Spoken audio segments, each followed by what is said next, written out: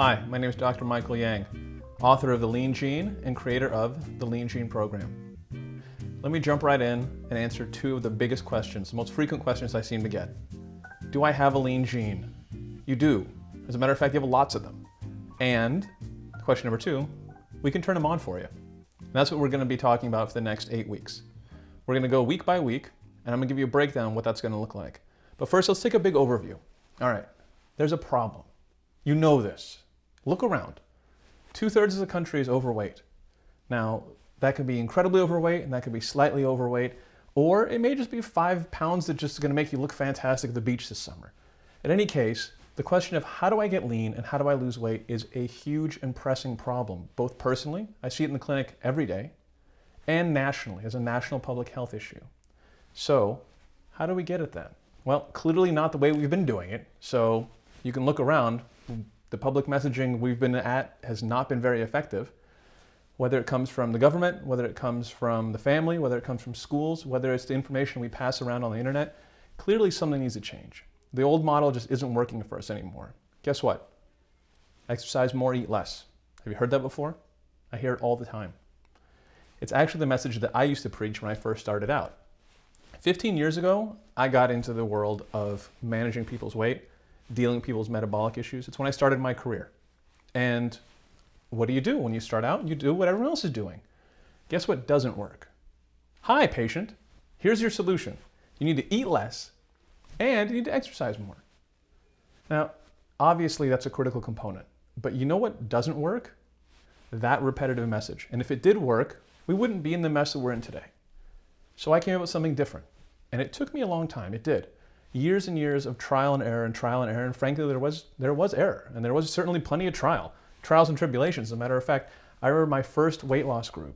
I was working with another colleague of mine, and she was an old pro, and we decided to get together and form this group with a group of her diabetic patients. And the lessons we learned, holy cow, talk about eat less, exercise more, never being the answer. And if you want to nitpick, those are critical components, but how do we do them? The question is not the how, the question is the how, the question is the why. The what, the tactics, that tends to be a little bit less of the issue. But let me stop right there. This is another question I get. Over the years I get typically 3 types of patients, 3 types of clients, and you might be one of those 3. The first one is the easiest one to deal with, and if you're in this group, you are lucky. Those are the tactics folks. Those are the folks that don't want the big picture, they don't want the big story, they don't want the biological background, they don't want to hear the information, they want that one little piece of information that's going to take them from point A to point B. Those are the easy ones. And we're going to give you plenty of that. Over the next 8 weeks, over all the information we're going to give you outside of these videos, in your workbook, and in the extra information you're going to get, there'll be plenty of strategies and plenty of tactics. All right, so you, don't worry. Group number 2. These are the people, they want that information. They need a little bit more motivation. They need to understand, how does this all piece together? They have seen the tactics and they have seen the strategies, and it's still not the right thing for them. Right? For them, it's more of a motivational, behavioral, psychological issue. They need to get more of that, not just information, but they need the motivation and the skill set. All right, we're going to combine that as well. And the third group, these are the biggest group in terms of how they view the world. And I'll tell you right now, this is the way that I view things. I'm happy to give you tactics. I want you to look amazing in your bikini. I want you to be ripped on the beach in the trunks. I want you both together having a great time on vacation. I will give you all that. What I also want to give you is the bigger picture. I want you to understand a little bit how your body works. I think that's so critically important. A lot of times, if it's just tactics, it's just tactics. That's when we fall for the same tactics that are all over the internet, that are being sold to us every which way you can look. And guess what? That doesn't work. Tactics, short term, yeah, look around. The grapefruit diet, the crazy pants diet, the I rode in my unicorn diet, they all work. They all have a celebrity attached to them, and there's a ton of money being pushed to make sure that you think that it's legit. Big heaving sigh, it isn't. And if it was, again, look around. We wouldn't be in the state we're in now. So the bigger picture is the 50,000 foot view, it's the long-term health view. And that's where I come from. So I'm happy to give you phase 1, tactics, simple stuff. I'm happy to give you some informational, motivational background, some psychological info that's going to really push you along. What I'm really excited about is giving you an understanding of where you fit in, you personally, into the grand scheme of things, and what that means for you, for your family, for your spouse, for your kids, for your community, and for the world. Frankly, it's true. The decisions that we make affect not just us, but everyone around us. Now, I'm going to warn you in advance. There's going to be some soapbox. At some point, I'm going to get up on my soapbox and I'm going to tell you, look, you can be different. And the beauty of being different is not only do you get to change, not only do you get to feel great, but you affect the lives of those around you. Specifically your children. Maybe you have them. Maybe you have grandkids. You're probably going to have them if you don't. So this information is so important for them. Specifically, I'm going to give you a tiny sneak peek as to why. Because what you do affects not just your genes, not just your DNA, but the DNA of your children. Even before you're pregnant, and we're going to get into this, the changes that you make will play out generations down the road. This is brand new science. This is why this is so awesome, right? What you do is putting money in the bank, not just into your bank account, but into the trust fund of your kids and the trust fund of your grandkids.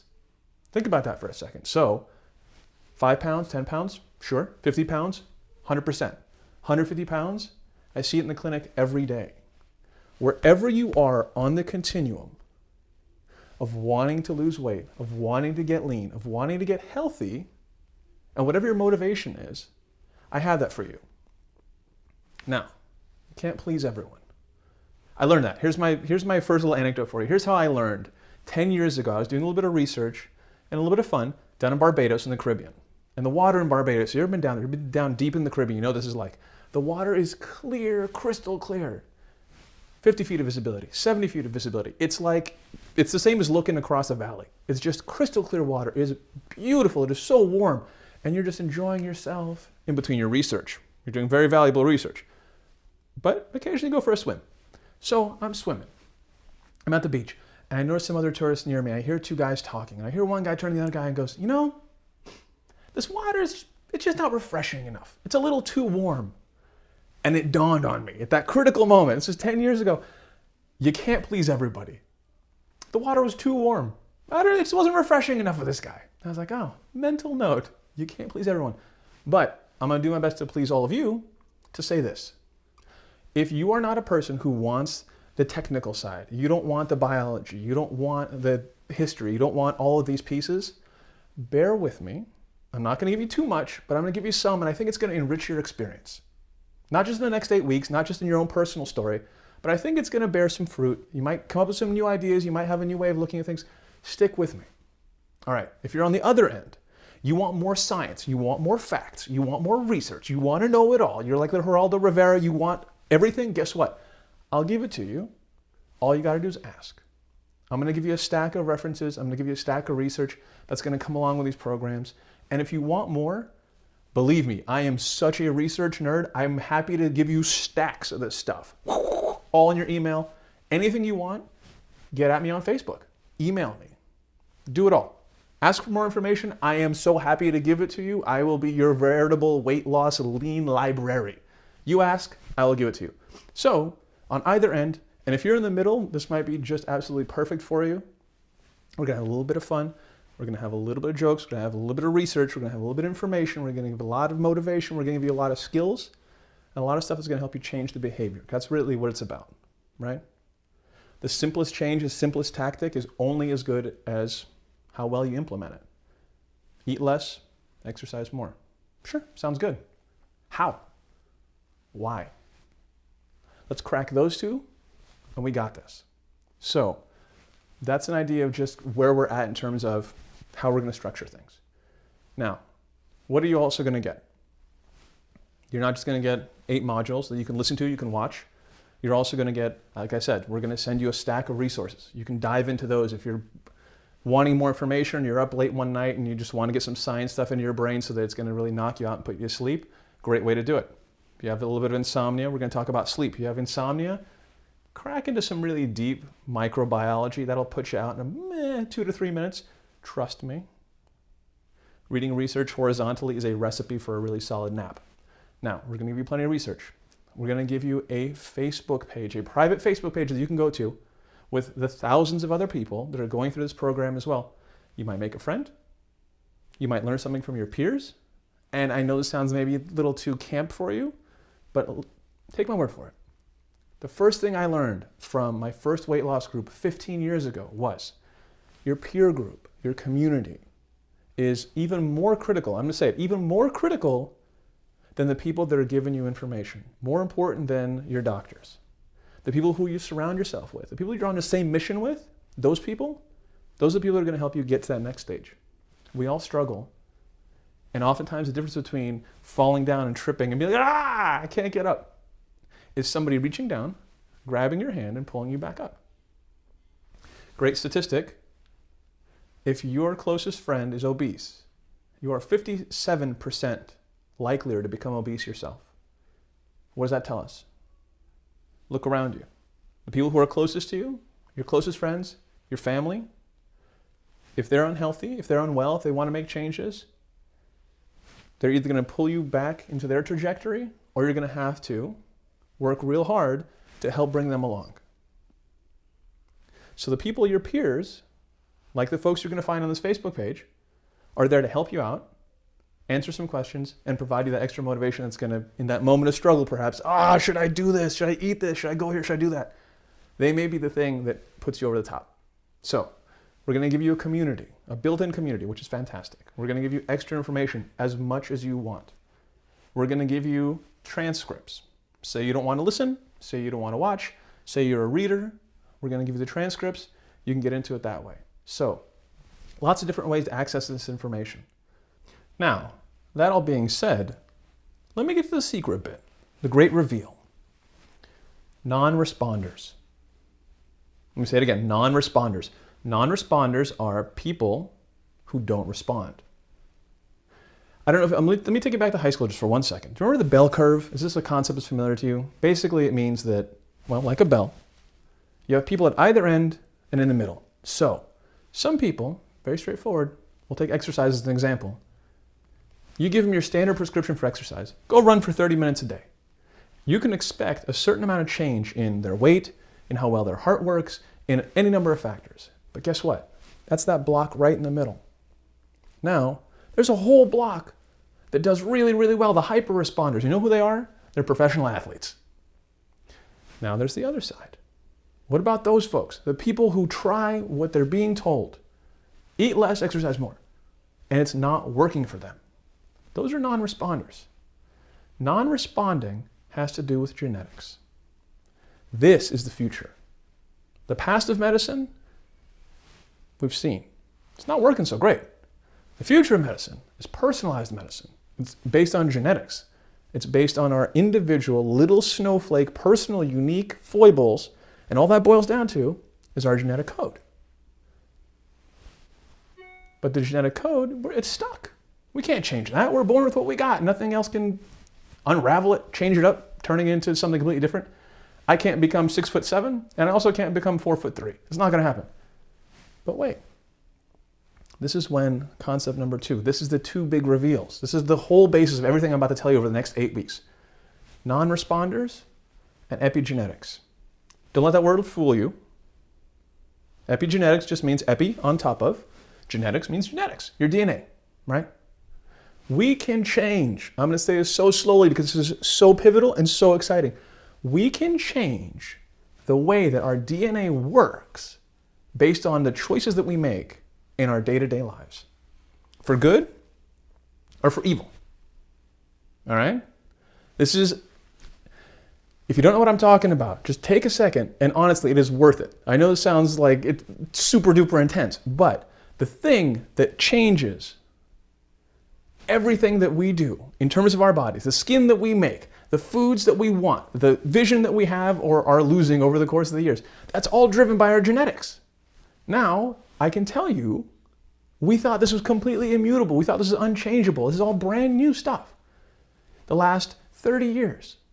It turns out that making certain choices, eating certain types of foods and avoiding other types of foods, doing certain types of exercise, not doing other types of exercise, the kind of sleep that we get, the kinds of thoughts that we think, our personal psychology, the choices that we make, the air that we breathe, and the company that we keep will affect our genetic code. That is a huge key. It was hidden. for millions of years, and now we're just starting to uncover it. How exciting is that? That's what we're going to get into. This is the basis of what we're talking about. And if I seem excited, it's because I am. Everything I've been doing in terms of research has led me to this program. And I've seen it work in the clinics. I've seen it work in my clinics. I've seen it work with my colleagues. You have to tailor a program specific to an individual. Find out where they're at, where it's coming undone, and that's the point that you intersect. Take sleep, for example. We're going to talk about sleep in one of our modules. Sleep is critical. For some people, they get incredible sleep. Guess what? That's not the answer for them. But 2/3 of America is getting poor sleep. Odds are you're one of them. Put 3 people in a room, 2 of them are getting poor sleep. Sleep directly affects the way in which we create fat, the way we store fat, the way we use fat. If we're not talking about sleep, what are we talking about? This is a critical piece. People are non-responders to the standard message of weight loss because of their sleep. 2/3 of them. We're going to talk about sleep. I've seen this. I've personally seen this. In fact, just a couple months ago, I had a great case. This guy comes in and he needs to lose 15. And he's doing everything right. Everything. I mean, to the point of excess. And he's fatigued. He's a type A guy. He's an executive. He's hitting the gym. He's doing the foods. He's doing everything. This is Los Angeles, right? He's got money to burn, so he's got everyone in his ear telling him what to do. I come in there. I'm like the lean whisperer. I said, what about sleep? He says, I don't need sleep. I'm this guy. I'm taking care of business. I said, but what about sleep? I present him all this information. I browbeat him a little bit. And finally, he gets on board. 2 weeks, 5 pounds. That's it. He'd been trying to lose 5 pounds. Like that would be his absolute goal. 6 weeks later, he's 10 pounds down. How? Just adjusting his sleep. The thing that is the easiest thing to take care of for many of us. Just get more rest. Makes a huge difference. We're going to get into that. Mindfulness, meditation, the thoughts that we think and the focus that we have. Weightlifting for the brain. We pump iron, we hit the bench press, we do our squats, we do our sprints, we do our runs. Some of us do. Anyway, how do you lift the biggest muscle, the most important muscle in our heads that controls every last bit of our bodies, right? Their brain. How do we exercise that? Because if it's flabby, the rest of us is going to be flabby. It's an obvious metaphor, but we're going to get into that, right? The way in which we get jacked in our brains, brain pumped, is through mindfulness and meditation. We have a whole module on that. Diet, and by diet I mean not going on a diet. I'm talking by diet, I say the foods that we eat. Obviously, that is probably the most critical piece of all this. When we talk about getting lean, losing weight, the foods that we eat are so important. What I'm going to tell you is going to be surprising. Because some of the foods that we eat affect our genes in a certain way, as opposed to other foods that we eat that affects our genes in a certain way. And again, and again, and again, and again, I'm going to tell you hundreds of times, by the time you're done with this is going to be so fresh in your brains. The choices that we make affect the way in which our DNA produces proteins and sends signals out to the rest of our bodies. Not just to our fat cells, but to our thyroid, which regulates our metabolism. I'm so sluggish and I'm so fatigued, I can't get off the couch. Slow metabolism, slow thyroid function. Well, a thyroid is affected by all these factors. Hormone regulation. Hormone and fat are like this. So, if we can change the way that hormones are produced, we can adjust hormone levels, we can change the way we look, the way we feel, how long we live. Possibly, right? So if we can affect heart disease, if we can affect diabetes, we can affect our longevity. Now remember, what's probably not going to kill you is a shark, is lightning, is an axe murderer. What probably will, unfortunately, heart disease and cancer. Both largely preventable. Let me take a step back. Cancer might be a good point. Let's discuss epigenetics. How does epigenetics work? I'll give you a real simple analogy. Imagine a guy, we'll talk about cancer. Now, as you probably know, cancer cells are growing in your bodies right now, this very second, a bunch. And our body's doing a great job of silencing and killing off those cells before they become tumors and turn into full-blown cancer.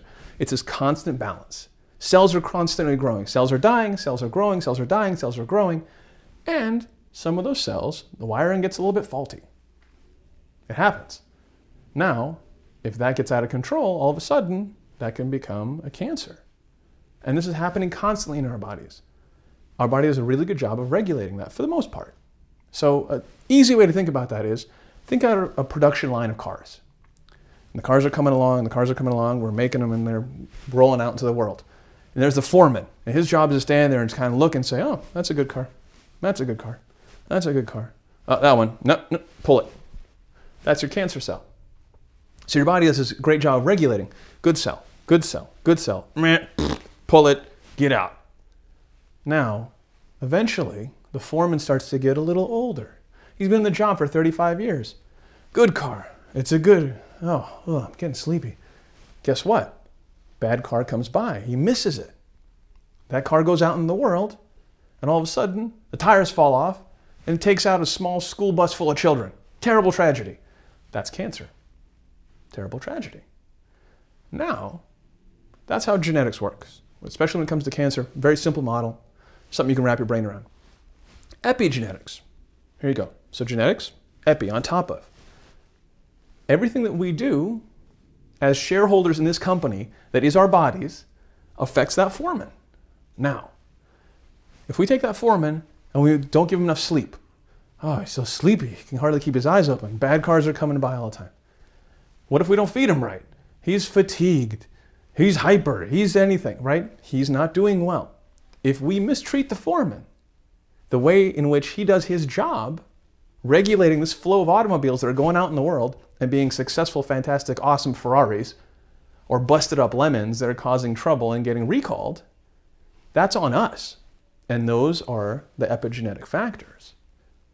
That's the air we breathe, the water that we drink, and everything else that goes into us being us affects this grand foreman that is watching all these cars and regulating our systems. That's epigenetics in a nutshell. So, what are we going to talk about for the next 8 weeks? How we can keep our foreman as strong and as healthy as possible so that he can keep making the great regulatory choices. That car looks fantastic. Hold on, there's actually a tiny little bit of, give it a little buff, extra shiny. That foreman can be on the top of his game, optimized health, or we can speed that foreman into retirement. And along the way, he's going to be making some pretty poor choices. And that, in a nutshell, is how epigenetics works. Now let's extend that metaphor just a little bit further. We understand genetics. He's our foreman, he's watching the cars. We understand epigenetics. How we treat that foreman is going to affect how well he works. Let's take it one step further. Let's talk about non-responders. NRs, as I call them, non-responders. That foreman has to eat. We got to feed him something. But what we feed him may be different than what we feed another foreman. Seems pretty obvious, right? Some people like Chinese food, some people want Italian. And depending on what you feed them will depend on the kind of work you get. So, case in point, I had a patient years ago. This is such a formative case, it's so important to me in terms of understanding how this all works. She worked at a prestigious university here in Los Angeles. I'm not going to name names, but she suffered with IBS, irritable bowel syndrome. Now, in order to figure that all out, she saw a great doc. He scoped her up, he scoped her down, checked it all out, lots of expensive tests later. Couldn't figure it out. Said, you got IBS, you're just going to have to deal with this. This woman was suffering, so much suffering. She was bent over and the diarrhea, the constipation, I don't want to get into it, but take my word for it. Uncomfortable for an all-around healthy 29-year-old lady. And I'm looking at her diet. She comes in to see me. And I said, hold on a second. You taking a lot of dairy? She says, yeah, I like dairy. It's fantastic. I said, I have a gut feeling, pardon the pun, without doing any further testing, why don't we just take you off dairy for a week and see how you feel? And she's a little bit resistant, but at this point she's desperate. I get a lot of that. We get a lot of desperate in our practice. And 10 days later, she's doing 50% better. She has a dairy issue. If you feed certain foremen dairy, guess what's going to happen? they're going to suffer and they're going to sputter and they're going to make mistakes on the job. What an easy example of how we can affect our genetics via the choices that we make. We're going to get into that in diet. We're going to talk about how certain choices that seem obvious for some are perhaps completely inappropriate for you. We're going to give you a protocol on how to manage those things. There are a lot of expensive tests we can do, tons. In all the things that we're going to talk about, we could take expensive overnight sleep studies, but oftentimes, and not for everyone, but I'm going to make a sweeping generalization here, so follow me, that a lot of the times making some simple choices and making some trial and error, we can really answer a lot of questions for you. Now that said, if you're one of those people that wants to go in and you want to get that lab work done and you want to go do your studies and you want to have everything looked at, certainly plenty of opportunities for that. And we're going to also set you up some resources on how to go that route as well. We work with doctors across the country. And even if there's not somebody in your area that we know, that we can recommend, there's still plenty of resources you can get at. There are so many amazing physicians that you can turn to that can help you out. Because if you find that you're a non-responder, and here's my big non-responder quiz. You ready? You know how to know if you're a non-responder? Question 1, answer yes or no. Are you getting the results that you want? If you answered no, guess what? You're a non-responder. As simple as that. Non-responders, the way that I use the term, incorporates everything in the kit and caboodle. So the biggest thing for me is, when it comes to non-response, are the psychological non-responders, the behavioral non-responders. So they may be the ones that are the hidden athletes. I've seen this is great. I've had patients that think, you know what, you're right, doc. I'm an exercise non-responder. It just doesn't work for me. I exercise, nothing changes, nothing happens. Turns out they're psychological non-responders, really. You give them the right motivation, you get the right mindset, and you make those changes, behavioral changes. And I've seen people that have been lifetime nerds, lifetime non-athletes, who just in their minds think, this isn't for me. I'm just kind of flabby. I'm just kind of chunky. I'm a couch guy. I read. This is how I do it. And all of a sudden, you see this dramatic shift. You see video game nerds turning into these Adonises. And it's not that they weren't responding to the exercise.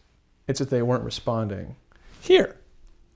And once this got set up, everything else got taken care of just nicely. So, non-responders can happen in a variety of arenas, sometimes multiple arenas. The reason that the term is even, I think, really applicable is predominantly in pharmacology. When it comes to pharmacology, I see this, a friend of mine, he's an ophthalmologist, he's an eye doctor. And we're discussing this, and he says, this is a classic picture for me. The patients come in, they have dry eye, for instance. And there's a lot of reasons a patient can have a dry eye. But we prescribe a dry eye medication. A certain percentage of patients, they do great on this medication. And a certain percentage, doesn't help. How can that be? An eyeball is an eyeball, right? Nope. An eyeball is not an eyeball. A fat cell is not a fat cell. And you are, just like your mom said, an individual, beautiful, perfect little unique snowflake. And we need to appreciate that. So, finding the perfect solution for you is the answer. I do believe, and some people disagree with me, and I'm happy to discuss this with you. Let's get on the forums and figure this out. I do think that everyone can be strong and everyone can be healthy. And I do think that we can be lean and we can be happy in the process. I'm going to take a little bit of a side, as long as we're talking about psychological non-responders a second ago, and say this, is that if your goal, if you're watching or you're listening, and your goal is to, like I said, take off 5 pounds, take off 10 pounds, smaller weight, you want to get lean, say 50 pounds, doesn't matter. If your goal is to get lean, to get ripped, if you're a guy, that's a great word the guys seem to use, I want to get ripped. They come into my clinic, I say, I want to get ripped. I say, okay, I understand. I can give you those tools. I can give you those skills. But the next question I ask is, tell me why. Tell me why. And sometimes there's a long pregnant pause. Sometimes it's immediate. You know, I'm tired of my friends making fun of me because they say I'm this and that and this other thing. My family gives me a hard time for this thing. I feel insecure for this thing. I want this other, and it's always about this external. And that's why I try and have, if they're willing, I try to have that talk with them. Is that if you're looking for outside validation as your motivation to make change, it's a tough road to hoe. People do it. It happens every day. I want to look good in my heels up in the club. It happens. It works. It happens all the time. Although I will stress this, and I'll do it again. I'm on my soapbox. You ready? Looking to make change for something outside of us, an external validator, it's a tough way to go about it. And the problem really is that it's hard to sustain. All right, you knocked off 20 pounds. You look great. Oh my God, Jenny, you look fantastic. I know I lost 20 pounds. Well, that 20 pounds tends to creep. And this is the problem, is that if you look at weight loss statistics, whether we're talking Weight Watchers or the grapefruit diet or anything in between, after about 2 years, people tend to come back to where they started. And that's the heartbreaking bit for me. That's one of the reasons I'm in this, because it's changeable, it's avoidable. I've seen successes many, many, many, many times over 15 years in my patient population. And by success, I mean long-term success. Short-term success, piece of cake. You want short-term success, we got this. That's fine. If you're in it for 8 weeks, for 6 months, I can guarantee you no problems. If we're talking big picture stuff, if we're talking about changing diabetes, if we're talking about changing the lives of our grandchildren, if we're talking about, say you're 20, I want you to be lean for the next 50 years. Say you're 60. And I get patients across the spectrum. I get patients that are 20 years old. I get patients that are 7 years old. Say you're 60. I want your next 25 years to be healthy, high functioning, highly active, highly happy years. That's what I'm in it for. That's my motivation. It is heartbreaking to me to see a nation of people, largely through mechanisms that we can change, suffer and struggle. That to me is my big motivator. Again, I'm on that soapbox. Maybe you're with me. I hope so. I'll step off and say this. The goal of transformation is a very noble and worthy one, but the motivation that is underneath it, that's the critical bit, the psychological bit, the psychology of eating, the psychology of exercise, the psychology of behavior change. That's the thing. If we can get at that, we can change anything. The weight loss thing is a piece of cake. Now, I know we just met, and I've introduced a bunch of information that may be completely foreign to you, and you may be reeling a little bit. So let me make it a little bit easy for you. I compiled a list of questions that I get, my frequently asked questions, the FAQs. I'm going to answer a few of those for you. And then we're going to get into a second section called what I call the shacks. The should ask questions. They're the frequently asked questions that patients ask me all the time. Well, what about this? What about that? And then are the questions that they should be asking. I'm going to answer those too.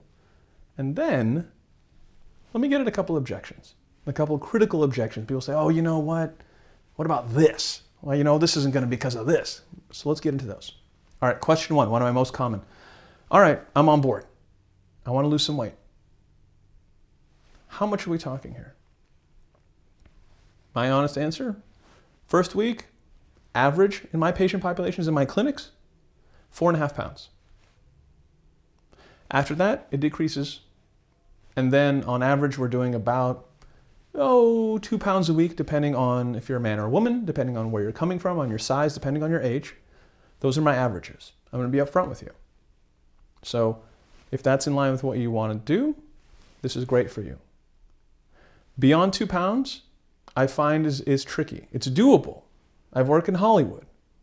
So I've worked with some clients that need to get in unbelievable shape in a hurry for movies they're in. And we're talking about shifting 20 pounds in 6 weeks. Sure. It happens. Takes a lot of focus, a lot of commitment, a lot of time. You have that? I've seen it, 100%. I'm talking about averages. I'm talking about most of my patients aren't celebs. Most of my patients aren't Olympic athletes, although I have them. I see professional athletes, and I'm going to tell you a story about an Olympic gold medalist a little bit later. And for the average person who's living the average life, and by average I mean they have a job, they have a family, those are the numbers that we're talking about. Now, How is this different? That's another question I get. There's so many diets out there. Why this? Why now? I think that, I hope that in the last half an hour I've given you an idea of why this is a little bit different. It's not a gimmick. Everyone says that, I know it's not a gimmick, but this isn't a gimmick. It's not strategies, it's not tactics. It's a big overview that talks about how it is that we can change our minds, that's going to change our bodies. How we can also change specifics on what we eat and what we do, but the bigger picture, the longevity component, the detox component is a question I get a lot of questions about. What do you mean detox? What is this detox? Everyone talks about detox. What is detox? I don't like that word being thrown around in sort of a namby-pamby kind of way. Oh, I'm doing a juice detox. I'm doing this kind of detox. For me, detox is something very specific. There are toxic chemicals in our environment. We all know that. Particulates in the air, pollution from cars, plastics that we're exposed to, BPAs, phthalates, you name it. Those affect, wait for it, epigenetics. They affect our DNA in the way we produce genes. For me, detox is specific. For me, it's about avoiding those toxic substances and helping clear out the ones that are already lodged in our bodies. And in case you're wondering, they're in there. We're going to give you some amazing and slightly terrifying statistics on how every one of us at this point has a plethora, a veritable cornucopia, how about that? A veritable cornucopia of different toxic chemicals floating around our bodies and how that affects our genes, our thyroid, our fat cells. So that's a detox question I get really frequently. Here's another question, a big one, and an important one. Is it expensive? Is this approach expensive? I have a family, I'm on a budget. I don't make a gajillion dollars a year. I need to know that I can afford this. I can say, absolutely. The way that we structure this program, the thing that I've put together, because like I said, my clinic isn't filled with professional athletes and celebrities, although we do have them. We actually function partially as a community clinic. So we have folks that are coming in who are financially in very tough shape. And we put together programs that work for them. It turns out that making the right choices is actually less expensive many times than making poor choices. And we're going to get into the details of that. But that for me is very exciting. And you can see why. Because not only, all right, wait for it. Not only am I promising you getting lean, I'm promising you saving money. That's a big deal. That's a really big deal. I think for most of us out there, that's a really important piece. So by making these lifestyle changes, we're talking about putting more money in the bank and looking amazing doing it. That's a really big deal. Here's kind of a silly question, but I do get it, so I'll throw it out there. Do you work with celebs? I do. It's not a bragging right. It's sometimes, here's the big secret, it's actually a bigger problem than working with non-celebs. But yes, we work in Hollywood. We've been there for almost 20 years. And so naturally, they come along, and I've learned a lot from them. We're going to talk a little bit about that in a couple of the modules. I'll use them as an example. I think it's kind of fun. And I think a more important question is, what about cravings? What about cravings? Whenever people come to me and they start talking about nutrition, they start talking about diet, I say, well, I got these cravings. I crave carbohydrate, I crave sweets, I crave salties, I crave, you name it. I crave chocolates, I crave bananas, I crave this other thing, all sorts of stuff. And craving control is critical. Here's a sneak peek. Craving control has a lot to do with the mind game. More so than any real physiological, my hunger, my stomach, my digestive system, it wants these things. It's more upstairs than it is downstairs. So if you're a craver, and most of my patients are, we're going to address that. Now let's move on to the shacks of the world. The questions you should be asking. All right. One of the biggest should ask questions is, how can I stick with this? How can I stick with it short term? This is an 8-week program. How can I stick with this long term, indefinitely in terms of maintenance? That's a question that people often don't ask, but should ask, because that's the pitfall of most weight loss programs. It's that long-term game. Now, we've talked about it a little bit before, but the whole purpose of this idea is I want to give you tools that's going to make this work big picture. This will be the last program that you need. I'll say it. I will put this out in the world. This is the last one that you're going to need, because I'm talking high-level stuff, not ticky-tack stuff. I know I keep talking about that, but that is so critical. People come in. You should hear the stuff. People come in and said, oh, I saw this book and I read it and I started eating 4 pieces of celery in the morning and it was great at first, but for some reason, it stopped working. And people come at me with the craziest stuff. And I say, look, it's not going to do it. We need something better. We're going to need something badder. And I think this is it. After 15 years, I've put everything I have into this. And I've seen it work over and over and over and over and over again. Second should ask. This is number 2 for me. Is it proven? Well, clinically, which is where I live, as opposed to a lot of the guys I know who are willing to get out there on the internet and start talking about advice and giving you this idea and that idea. Clinically, I've seen this work over and over. From a scientific research side, like I said, I'm willing to take the Pepsi challenge on this. I am happy to provide scads and scads and scads and reams of research based on the stuff that I recommend. Now, the other thing to watch out for, just as a side note, is for any question, I promise you there's a research paper out there that will give you the answer that you want. That said, I feel confident that we're not just putting together some sort of fly-by-night program here, the next acai berry craze. This is stuff that we see working for young people, for old people, and just across the spectrum be really effective. Now, another thing that people should be asking is, what happens with my hormones? What happens with my energy levels? The thing that we're advocating, the cyclical approach, and we'll talk about this in the diet part, is what I've seen be really successful in terms of lean making, weight loss doing over the course of 8 weeks, 12 weeks, 2 months, 6 months, a year, is coming in and coming out, and coming in and coming out. A cyclical approach. We'll talk a lot about that in the diet segment, because here's the opposite. Sure, you can take a patient, and maybe you're one of these, maybe you've been one of these, maybe you know people like this. You give them liquid drinks in a can, the doctor gives you a bucket of this stuff, and for 6 months, all you do, drink, drink, drink, drink, drink, drink, drink. You got medical shakes coming at you like it's going out of style. And for 6 months, you're losing weight, 3 pounds a week, 75 pounds later. Amazing, everything's working fantastic. You know what happens on day 6 month and 1? The weight, right back uphill. Because the ride is over. And nothing has changed. The only thing that's changed is, sure, patients lost a lot of weight, which is fantastic. Nothing else has changed. And there they go. And this is a great medically supervised model. This isn't some weird stuff they found on the internet. This is a caring doctor sitting there working with his patient. And where are they at? 2 years later, right back where they started. Heartbreaking, right? I know. I've seen it a bunch. So, the thing that I've figured out is cyclical. So, for the folks who need short term, that might be 8 weeks. For the folks that need longer change, that might be 8 weeks times 2. That might be 8 weeks times 3. I've had folks for years be very successful using this kind of program because it's not about deprivation. That's a should-ask question. Is this about deprivation? Am I going to feel deprived? When a client, when a patient, when a person feels deprived in any sense, not just in terms of what they're eating, deprivation breeds a mental state that is really not conducive to being successful. Can you imagine?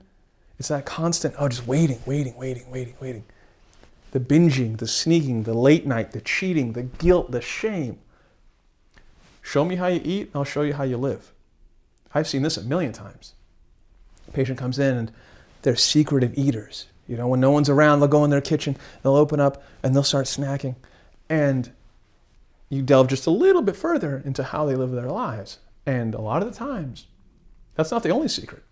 There's other stuff going on that needs to be unpackaged. So when I say they're secretive eaters, I'm not making fun. I'm saying that that's such an important thing. It's an important piece that eat less, exercise more will never touch. You're a secretive eater. There are all sorts of other people. There's the secretive eaters. They're the ones that sneak around. Maybe they're the snackers. They're constantly eating. What about the folks, and men and women, young and old, I see this all the time.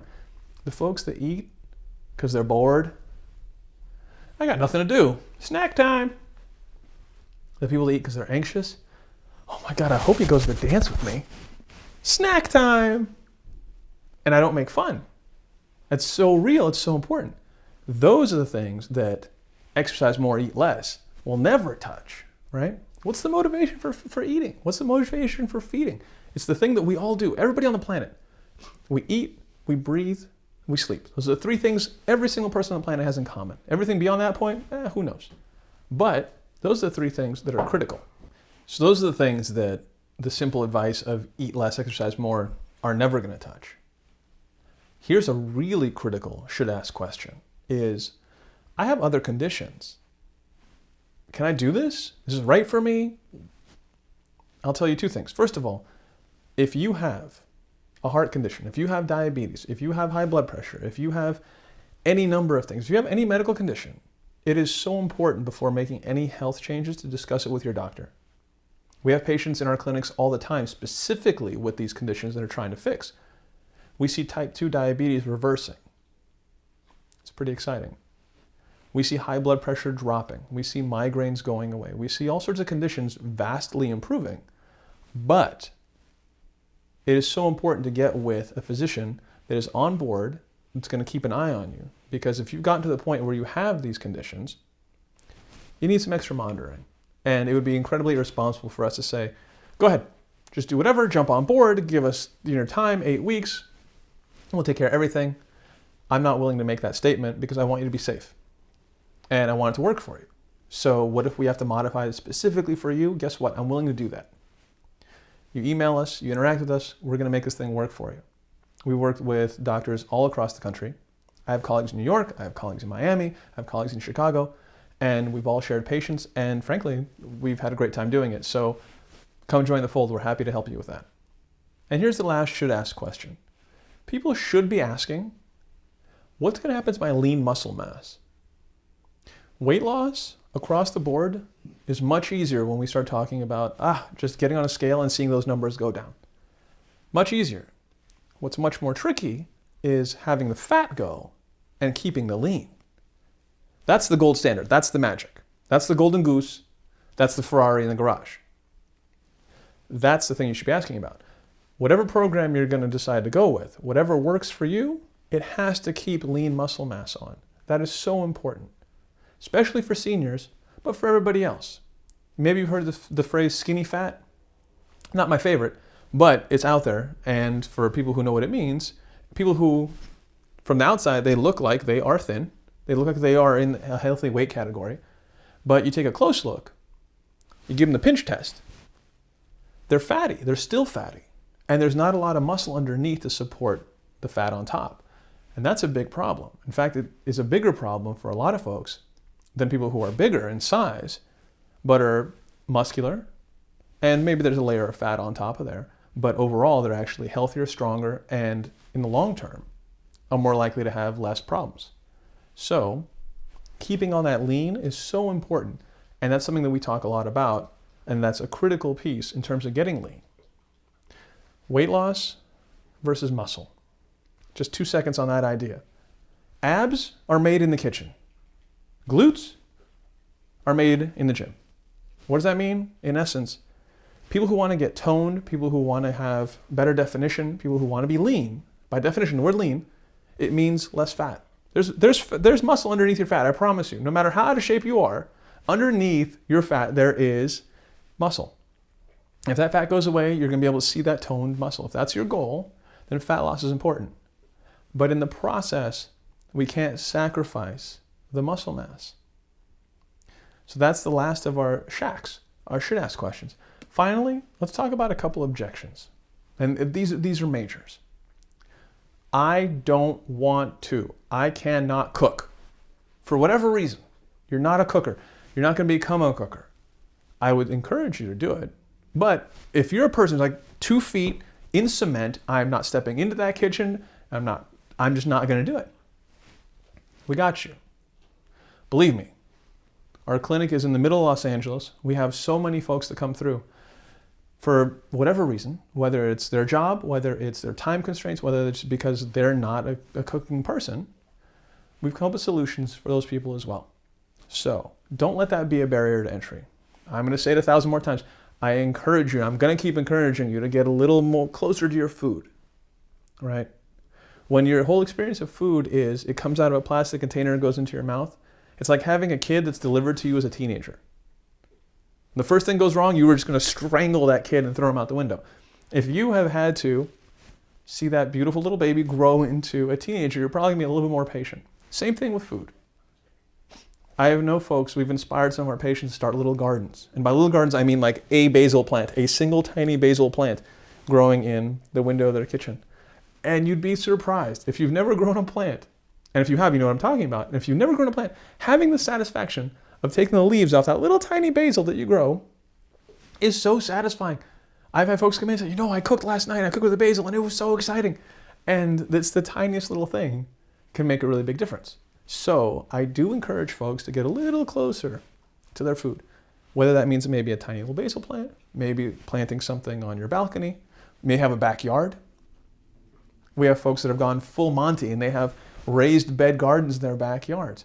And it has been such an exciting little adventure for them and for their kids. And anyhow, I get a little soapboxy about it, but I think it's important. It's important. So that said, the cooking thing is a really important one. Objection number 2. I can't, I won't exercise. Can't is one thing. We certainly have folks who have very, very profound, severe arthritis. Exercising is not really in the cards for them.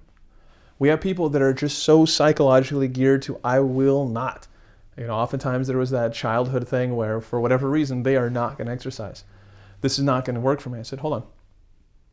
There are so many other ways to engage in terms of getting lean. Remember what we said? Abs are made in the kitchen. So if for whatever reason exercise is not in the cards for you, one, I'd say maybe, just maybe, I bet we can find something that's going to work for you. Unless you are completely bedridden and bound, there is some form of exercise that is going to work for you. I've seen people be incredibly successful and transform their lives with simple walking.